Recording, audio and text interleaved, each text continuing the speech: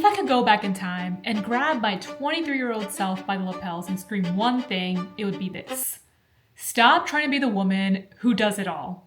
What this did was buy into this toxic hustle culture, which led to me getting severely burnt out, and I ultimately had to take a 6-month sabbatical from my job. If I was gonna come back from this, I had to restructure how I approach goals, productivity, and rest. So in this video, I wanted to share first how hustle culture appears in our brains, especially as women. Number 2, what it looked like in my life and how it ultimately led to me burning out. And finally, the exact changes I had to make if I still wanted to be this ambitious, goal-oriented woman who also prioritized her mental health.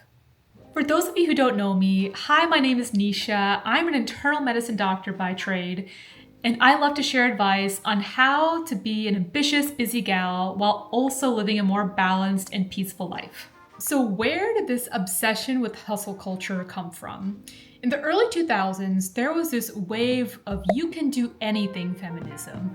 The idea that women are equally as accomplished, intelligent, driven. I mean, this is the best era to be a woman. But somewhere along the way, this idea morphed into a more sinister perfectionism. It's this idea that we have to be perfect in every facet of life, and we can't make mistakes. And if you're a naturally driven woman, then this hustle culture becomes almost addictive because you already love the feeling of checking off boxes on your to-do list and having multiple projects going on. And when someone asks you what you're doing with your life, the excitement you get from listing off all the things that you're a part of. But by the time you've started thinking like that, then you've already been caught in this trap. So let me share with you guys what went on in the past 10 years that led me to having to take a 6-month break from work. I am obsessed with making to-do lists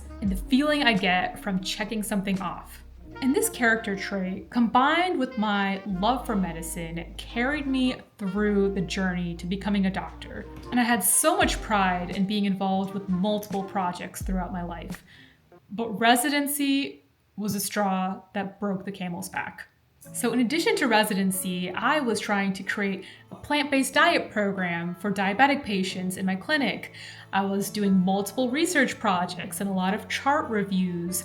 I would literally never say no to anything during my intern year. So by the end of my 3rd year, I had this complete lack of energy. And it's not, I wouldn't describe it like exhaustion. It's almost like I felt numb. Like I couldn't feel the empathy I used to feel when I was doing my patient encounters, when I was hanging out with my friends. I just didn't care anymore. And once residency ended, I knew something was wrong. So I decided I'm gonna take a couple months rest and then get right back into it. But that couple months rest easily turned into 6 months. And I actually had a couple of job interviews lined up, and I couldn't do it. I couldn't do it.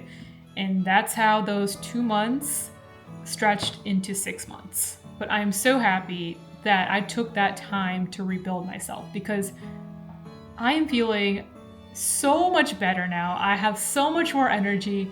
I don't know if y'all have seen my old videos, but I had like this much life, maybe less than that, in my personality. So if any of that resonated with you, I have 3 actionable steps you can start doing today to preserve your mental peace while also still being the ambitious, goal-driven woman that you are. So step number 1, be brutally honest with what you have time for. I used to have this grandiose delusion of how many things I can fit into a day. It's like I was living on this 37 hours per day cycle instead of 24 hours. And as a result, I would always be late to a lot of events because I thought I could put my makeup on, wash my hair, blow dry, straighten, shave my legs, all in a 15-minute period of time. So what I actually did, and this is gonna sound silly, but bear with me, actually take note of how much each activity takes. So how long errands take, how long your emails take, how long getting ready in the morning takes, your workouts. So once I took note of how long each activity in my life takes, I realized I wasn't bad at time management. I was overcommitting, which brings me to number 2, do less things. If you are the hardworking, goal-oriented woman I know you are, you love the feeling of giving your 100% to one task. So the equation here is simple. If you're doing too many things, you're not going to be able to give your 100% effort to one task. And that is where this idea of being this woman who does it all is completely false, because it doesn't exist. How could you do it all? Like, you could do it all if you give every single part of your life a 10% attention, but how is that meaningful? We need to stop thinking like this. So instead of having 10 goals, cut it down to 3. And this will help you to align yourself with what's actually meaningful in your life. For example, I always had more than 5 goals on my list. I wanted to learn a language, start a plant-based diet program, do XYZ research projects. But when I was rebuilding my life after complete burnout, I forced myself to slash that list and only focus on maximum 3 things. For example, my goals for 2026 are to lose 6 pounds, create a plant-based weight loss program, and be consistent and grow on YouTube. And I forced myself to say no to everything else. So after you've done steps number 1 and 2, and you have your 3 goals, the final step is to break down each goal into a series of tasks that you need to do in order to complete that goal, and ultimately turn it into a system that you can follow each and every day.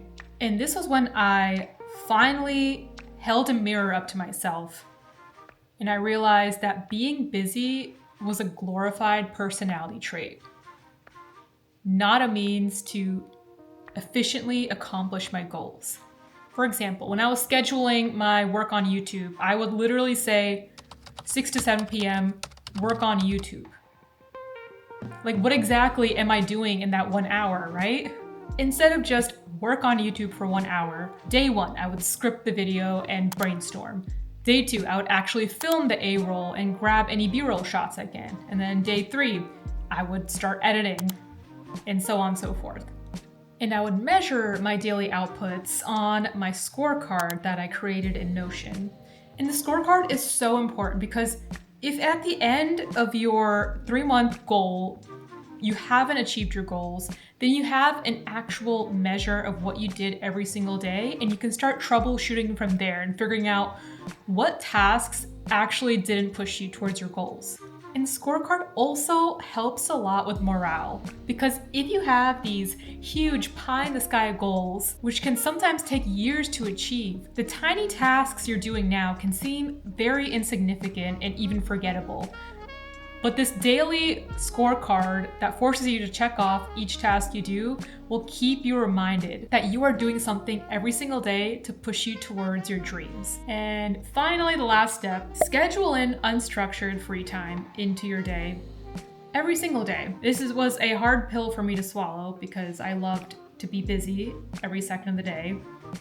For example, one of my birthday parties, I think I was turning 23 or 24, but I had every single, down to the minute, every single thing scheduled. And I mean, at the time I thought I was having fun, but it's exhausting. I truly believe that human beings need time for our brains to wander, to think, to get new ideas. I think that's why most people get amazing ideas right before they fall asleep, or when they lay in bed, as soon as they wake up in the morning. So for example, I literally schedule 2 to 3 hours of free time during dinner every single day. And no, don't make the if I have time excuse, or the popular when I'm finished with my other work excuse, because that's literally what drove me into a deep hole. So think of your daily scheduled free time not as some kind of reward. It's maintenance. so you can keep living your badass, ambitious, hardworking self. So here's my message to someone who is high achieving, ambitious, and used to pushing. You don't need to lose your ambitious personality. What you need to do is be strategic with how you're using your energy and how you're recharging your energy. And stop letting hustle culture set the terms for your life. And to quickly recap on the 4 actionable steps. First, be honest with what you have time for. Commit to maximum 3 goals or less. Turn your systems into goals. And finally, schedule daily, mandatory, unstructured free time blocks. Trust me, you will thank yourself. If this video hit home for you, feel free to comment below. What is the biggest way hustle culture has shown up in your life? And what is one boundary you want to set for yourself this week? And if you like that video, please hit the like and subscribe button. Put out new videos every week, as well as daily shorts and weekly posts. And if you want more, I do have a weekly newsletter on meditations of living a healthy and balanced life. So I hope you all have a happy and peaceful rest of your day, and I'll see y'all in the next video where I talk all about burnout. Bye!